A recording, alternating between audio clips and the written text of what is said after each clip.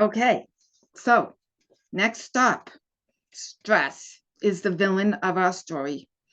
It's about to meet its match in the form of emotional resistance, our superhero. Picture Sarah facing a daunting situation at work, but instead of being dragged down by stress, she focuses on the solution, not the problem. That's resilience, our second skill in action. So the problem is lacking control. So this daunting situation at work, and that could be, getting stressed out for any reason at all. It could be due to finances. It could be due to, somebody even cutting you off at work and it's still bothering you on the road when you get to work. It could be you think about something that maybe stressed you out today. That would be the problem. And it would be you wanting control over that problem. And so the solution would be having control. So would you like to experience what that feels like? What that looks like? And if you say yes, then please do follow along as I ask some specific questions.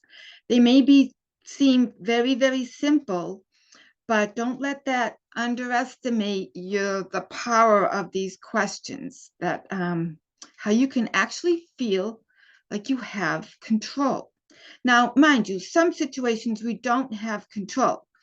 We don't have control about, the credit card rates, the interest rates that are going crazy. We don't have control over the person that's cutting us off on the street. But we do have control over our feelings.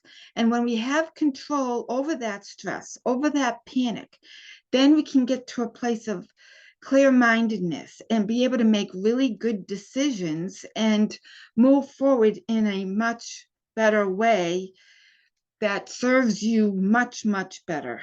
So let's think about something that stressed you out today, or something over the past few days, or just something that's bothering you. Maybe even somebody that you know is diagnosed with something, or maybe you had a diagnosis and that's, upsetting you.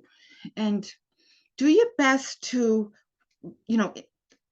feel that feeling, bring up that feeling. We're so used to stuffing down our feelings. But I would like you to bring up that feeling so you can feel it. So you can helping to bring up that feeling would be like bringing up the memory of it, and that can instill the feeling to help bring up that feeling. And do the best you can without wanting to push it away or do something with it or fix it or shove it back down. And just allow it to be there as best you can. Now, I'm gonna ask you the questions. I'm gonna say, could you let go of wanting control so you can have control?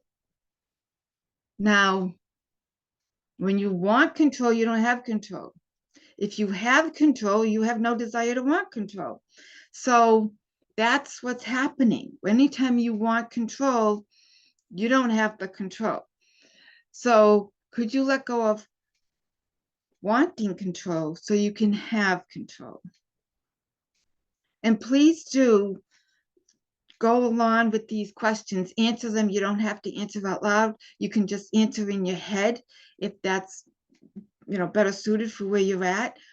But answer the question so you can have this experience. Give yourself the gift of this experience. Also, could you let go of wanting control so you can have control? Could you let go of wanting control so you can have control? So yeah, that's that brain that is, stressed out, boom, bing, you panicked from something. You found out something and it totally hit the trigger button of panic. Your brain flips, you're flipping your lid. So we're going to calm it by giving yourself control. You're going to discover how you can have control over your brain. It's very interesting. The chemical process, when we are hit with something that actually creates anxiety or major stress in our body. The chemical process lasts 90 seconds. 90 seconds.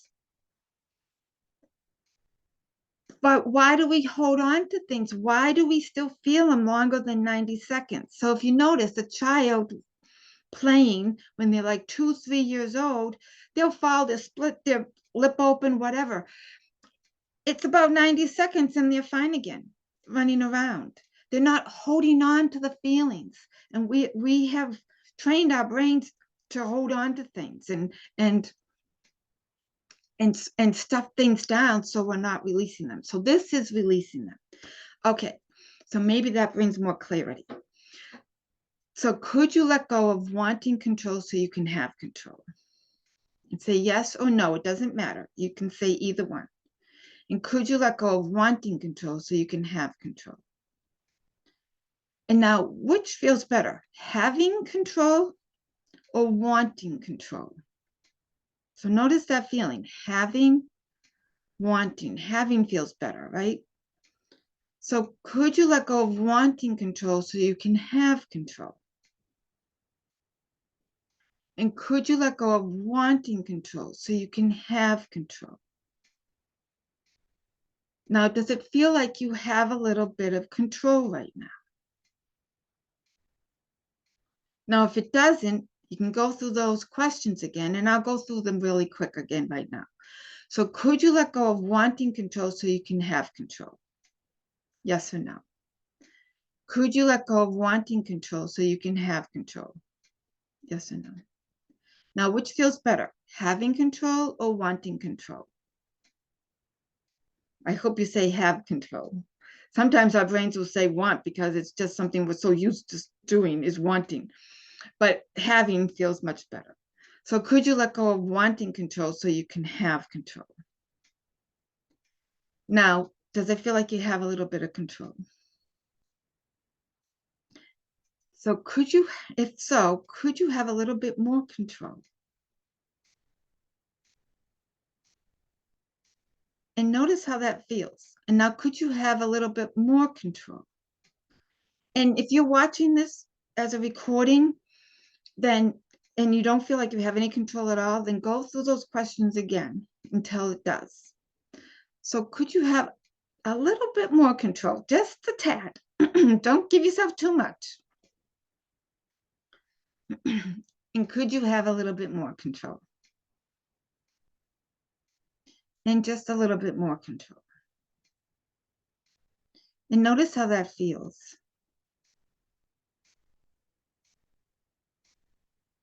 Is your head getting quiet? The thoughts are quieting down? Feeling calm? The mind getting clearer? When your mind gets calm and quieter and clear, then you can make really good decisions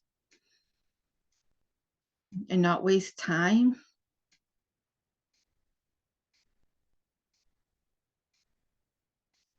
So could you have even more control? Yeah, and I neglected to say, you could do this with your eyes open or with your eyes closed, whichever one is most comfortable for you. When you close your eyes, then it keeps you focused more on the process, and so if there's anything distracting going around you, then it will eliminate that distraction. But either way, it works. So could you have even more control? And even more control. And notice the quiet. Notice maybe the lightness you might even be feeling.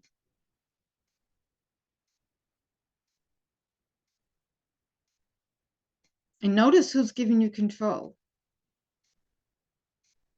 That's your hidden strength. You. So presto, just like that, no more cloudy with 100% chance of anxiety balls, that Sarah would still be juggling if she didn't develop these resilient muscles.